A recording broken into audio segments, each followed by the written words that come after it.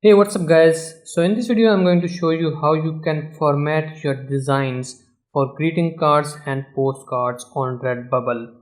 Now here on the screen you can see that I have already searched for greeting cards, and these are some beautiful designs, but the issue that I want to point out here is that there are some cards that don't look good. For example, this one, it looks weird because there is a white border, or maybe edge you can say, towards the top and the bottom. And if I just scroll down a bit, you will be able to see some of the similar examples here. And yeah, like this one for example, there is a white border towards the top and towards the bottom, so it seems like that they have not placed their designs perfectly on these cards, and that is the issue that I want to address here, and I will show you how you can fix this issue for your designs. And I'm going to use Photoshop, and I'll also going to show you how you can do that and how you can fix these kind of issues in Affinity Photo as well. Let me just scroll down a bit a lot, and there is another, this one, this is a painting, no words, no some anything like that. This is a painting, it looks good, but still there is a white area, blank area towards the left and the right of these cards.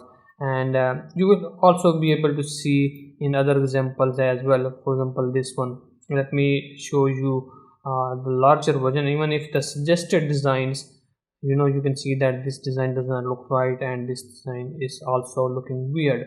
Here on the product page you can clearly see what I'm talking about. So clearly they wanted to make it a black background for this card, but it does not cover the rest of the edges, the top and the bottom. Same is the case with this one, and also with this one they have, no, this can be can be looked as a maybe stylistic approach to this unique thing, but still I would say that it does not look right. Same is the case with this one. So if I just scroll down, and you see that some of other examples from the same artist, they are also looking the same. And if I just maybe select this one, now other examples, they look right. Maybe let's say this artist, and yeah, these examples do not look right. So what happens if someone is searching for greeting cards, and they'll go to your shop or store page on this Redbubble, and they see the greeting cards, all of the greeting cards are formatted in this way. Now they might be interested in the design, but because the way these designs are formatted, I would say that they might not be willing to buy these designs because of the way this it looks on the greeting cards. So in order to increase your sales, in order to get more customer, I would say that you need to properly format these cards. Now let's go to the upload page here on Redbubble. So I have already uploaded a design here, and if I just scroll down, so clearly you can see that this design is actually made for the black background.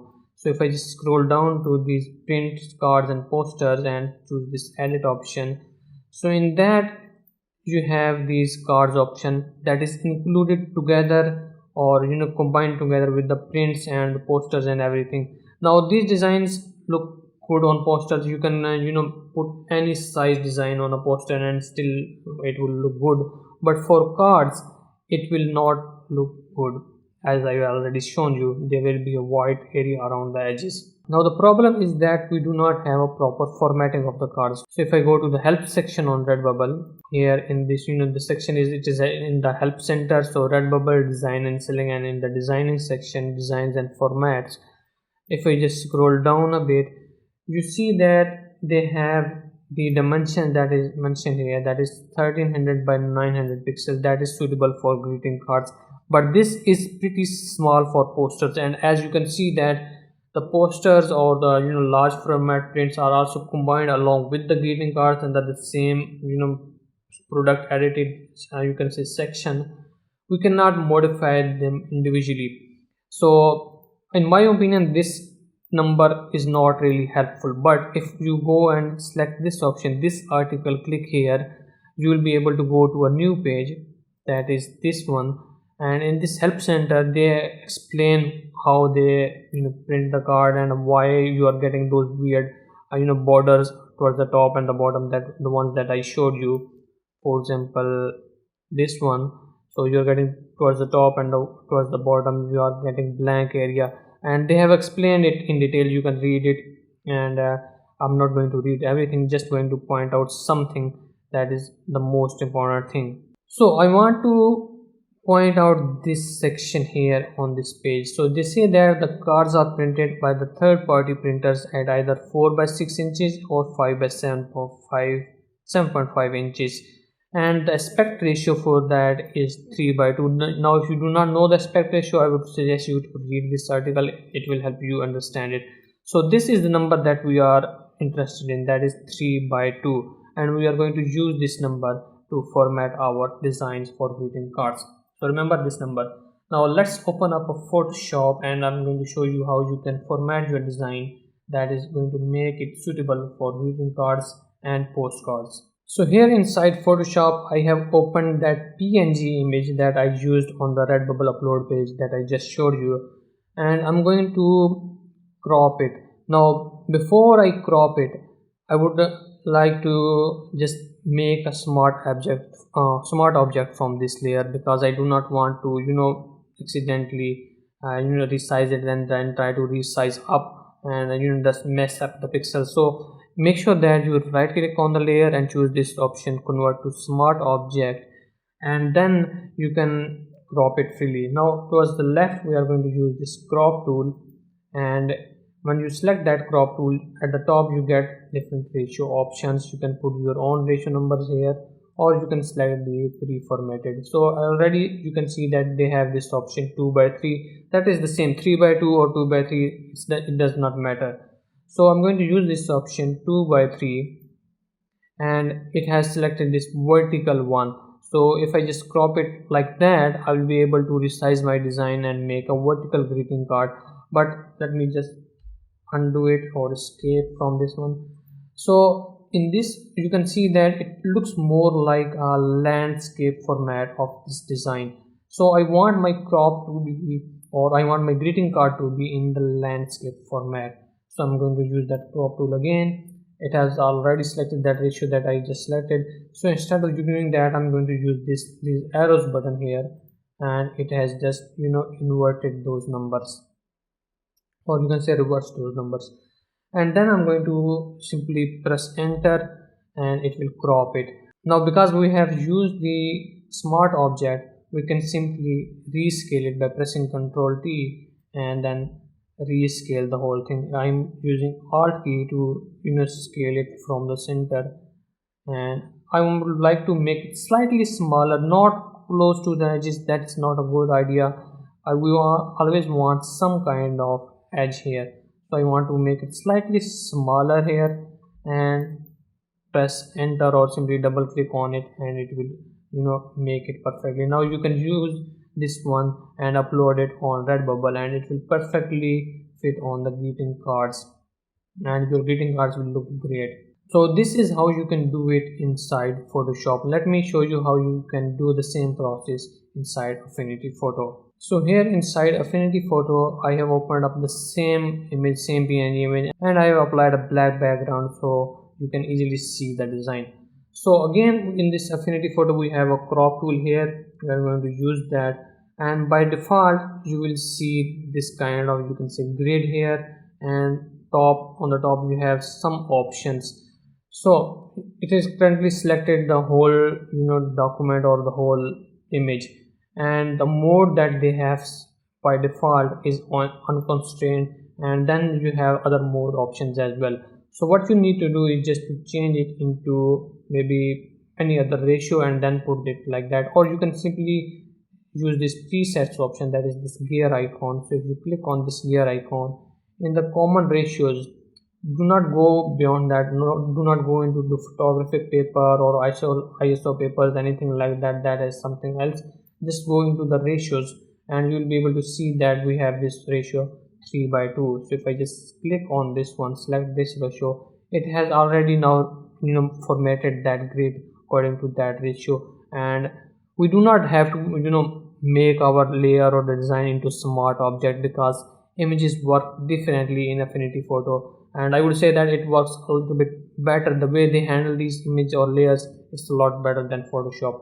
Anyway, So now that we have our grid formatted according to the design or according to the size of the greeting cards, we can simply double click to crop it like that. Now you can see that the design is cropped, but it does not matter. We can simply resize it.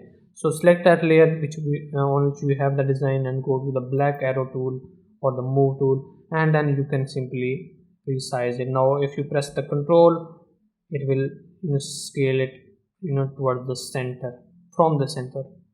And again I would suggest you leave some edge towards the top and the top towards the bottom, and you can again manually adjust its position as well.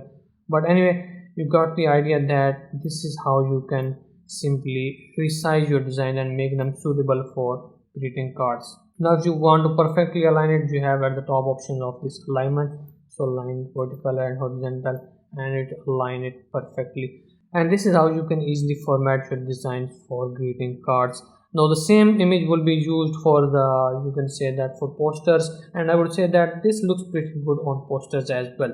Now towards the end of the video, let me show you another tip here. Let's say if you have a photograph or maybe a digital painting or anything that is not the design, the graphic design, and you want to use that image or design or maybe artwork on greeting cards as well, just like the painting that I showed you earlier on Redbubble. So if you want to use it on Redbubble for greeting cards and postcard, you need to format that as well.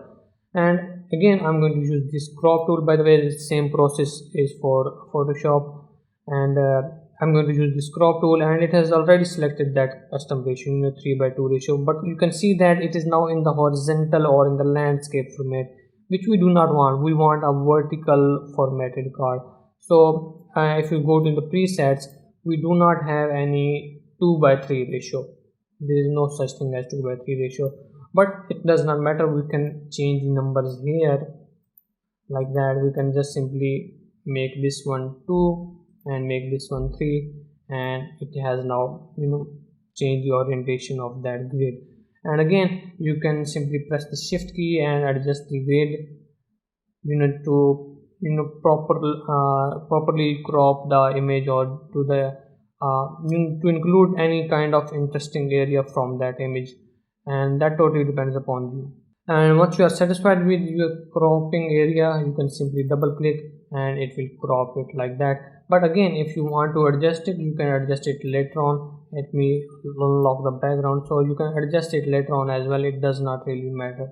And then you can use this one, you can export it as a PNG image. That is very important. Export it as a PNG image and then upload it on Redbubble, and you will get a perfect looking greeting card. So guys, this is how you can get perfect looking greeting cards and postcards on Redbubble. And again, I would suggest you to go through these articles, simply this design and formats, this section, and they have a lot of useful information regarding colors as well. So yeah, definitely go through these articles to understand. If you have any confusion about the tips and the way I have handled these images inside Photoshop and Affinity Photo, I hope that this article will help you understand it. And hopefully I'll see you in the next video, and thank you for watching.